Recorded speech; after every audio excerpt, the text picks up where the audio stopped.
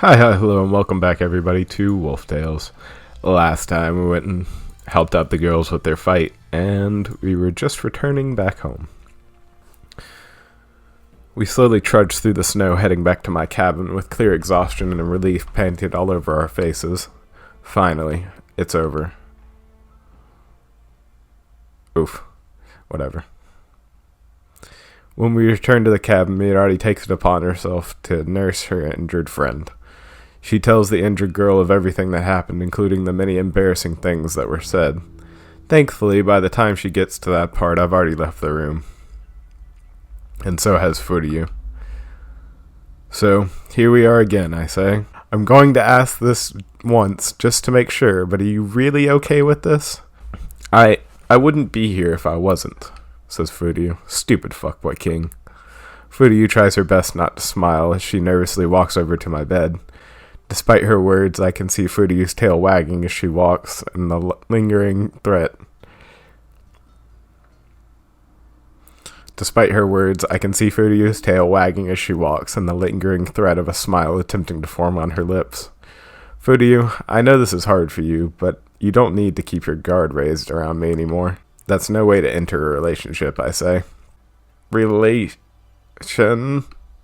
What are you talking about? Who would want to enter a relationship with you, asks Furyu. You do, Furyu, I say to her. The moment I said the word relationship, your tail started wagging like crazy, and you finally broke out into a smile. That was, says Furyu, that was a mistake. My body is, honest, I ask her. Chuckling to myself, I sit beside Furyu. You know, Furyu, I have no intention of forcing you to do anything. If you can say to me honestly that you have no desire to go any further than this, then I won't press the matter, I say to her. But I wrap my arm around Furyu's waist, causing her to jump in fright. Despite her anxiety, however, Furyu does not pull away from me. Furyu, when you screamed at that wolf earlier, telling him to get away from my mate, I was overjoyed, I say to her. Not only that, you immediately thrust yourself into danger, trying desperately to keep him from harming me. Your words may be harsh sometimes, Furyu, but I can see how deeply you care for others. And of course, if you'll still take me, I would very much like to be one of those loved ones whom you hold dear. You're reading too much into this, says Furyu. I was just trying to protect the princess, that's all, she says. When I called you my mate, I wasn't thinking straight. It was the heat of the moment, and, was it really, I ask her. Furyu says. Furyu lets out a faint whimper as I draw my face closer to hers. Blushing furiously, she casts her gaze downward, desperate to avoid making eye contact. You know, Furyu, whenever I was speaking to your injured friend earlier, she told me that she was overwhelmed the moment she walked into this cabin. Apparently, either you or Miyarari have been excreting pheromones like crazy. Do you know anything about that, I ask her. Further lowering her head, Furyu hides her face the best she can. How would I know about something like that, asks Furyu. I didn't smell any stupid pheromones. Really, I ask. Yes, really, says Furyu. I see, I respond. I let out a sigh, after which a smile immediately forms on my face. If you can't smell them, then they must be yours after all, Furyu. What? Furyu raises her face, unveiling to me an expression of utter shock. How could that be possible? Asked Furyu. Why would I be releasing pheromones? Furyu lets out a cute yelp as I place my hand on her thigh. Give up the act, Furyu, I say. You can't deceive your mate. Furyu doesn't say anything. There you go again, calling yourself my mate so brazenly. You started it, Furyu, I say to her. It was only for a short while, but for a moment there, you finally showed me your honest side. Now, I say, would you show it to me one more time, I ask? I place my free hand on Furyu's face and guide her towards me, making her look me in the eyes once more. I like you, Furyu, I say. I think that we have a lot in common despite our different upbringings. You who defended your heart desperately, and me, a loner who once abandoned everyone and everything he held dear.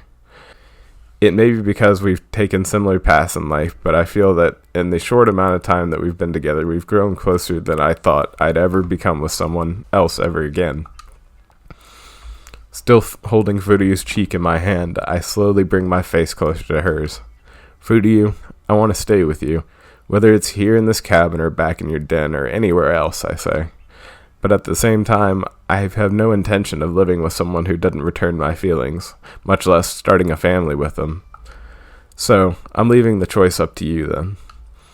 If you're willing to take a chance on me and open up your heart for once, then I will do the same.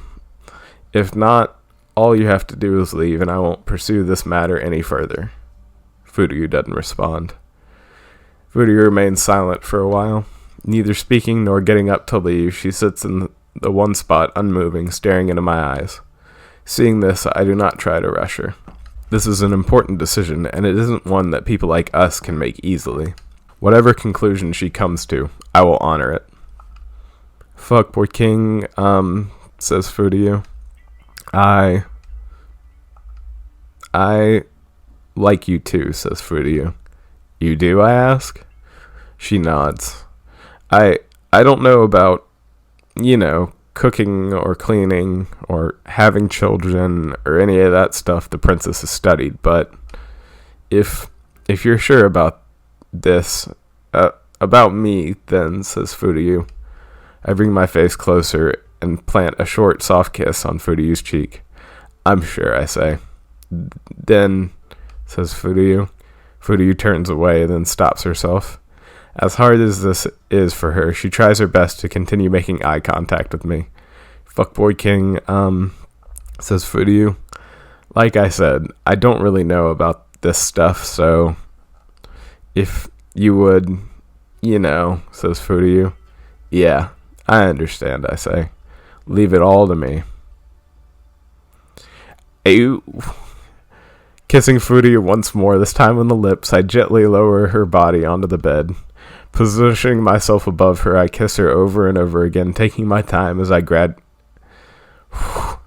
Positioning myself over her, I kiss her over and over again, taking my time as Furyu gradually adjusts herself to the situation. No matter how long I wait, however, Furyu's heart rate does not slow down, and neither does mine. Furyu, tell me if I'm going too fast or if I hurt you or anything like that, okay? I ask. I've never done this before either, so I might make a few mistakes. Hearing my confession, a look of joy appears on Furyu's face. Knowing that this is my first time too, Furyu is finally able to calm down, if only slightly. Yeah, I understand, says Furyu. Just be gentle, okay? She asks. Without saying a word, I nod my head, then kiss Furyu on the lips one more time. Whew. Mutually confirming our feelings for one another, we fall back on the bed in a passionate embrace.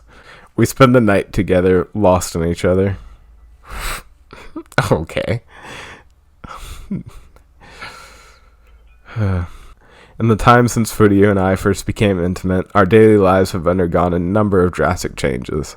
With the blessing of the new pack leader, Miyari, as well as Furyu's parents, the two of us have been staying primarily in my cabin. We've been living alone in my cabin together while routinely visiting the pack, mostly for the sake of supporting Miyari in her new role. As time has marched on, however, we find ourselves returning to the pack less and less. Not because we severed ties with them. If anything, my place within the pack has only grown stronger as time has gone on. Rather, the reason we've been moving about less frequently is one which Miyari and Furyu's parents understand and support wholeheartedly. Namely, I see.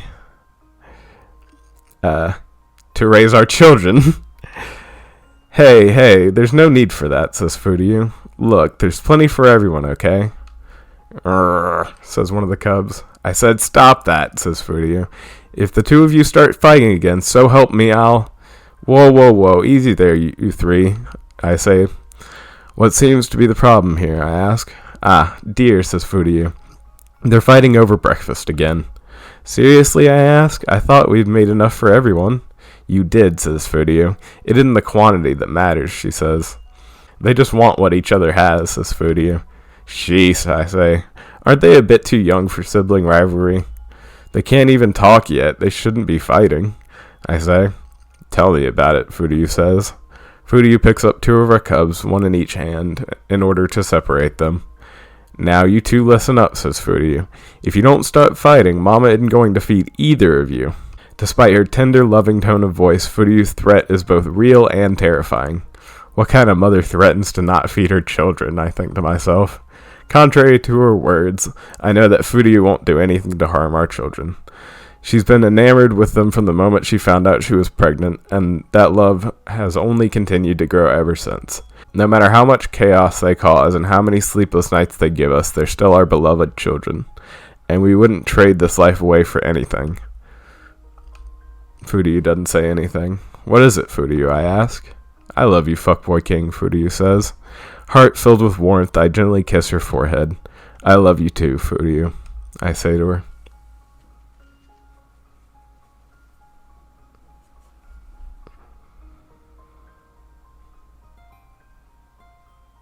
Well, boys, there it is. The end of Wolf Tales. I'm sad to see it go, but a very good game indeed. So something that might be obvious to some of y'all and might not be is that we've technically missed like half the game, if you know what I mean. There's, complete another storyline that happens with Mirati, I believe.